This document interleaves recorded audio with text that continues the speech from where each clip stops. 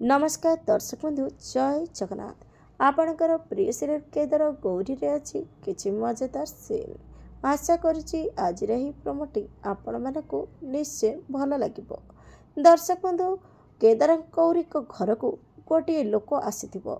CA insurance company रू आसीथिबो गोटे agent.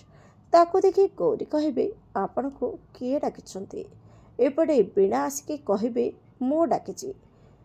बीणा कहे घर परिवार समस्त सामने जे मो झील जीवन प्रति विपद अच्छी तेणु ए छुआ ना गोटे इन्सुरांस थिले भल हम। गौरी दीदी की आउ कहा द्वारा जदि किछि एक्सीडेंट रे जदि मो झील मरी जाए कि किछि हो जाए अंततः 50 कोटी तो मु पाई परिबि ना।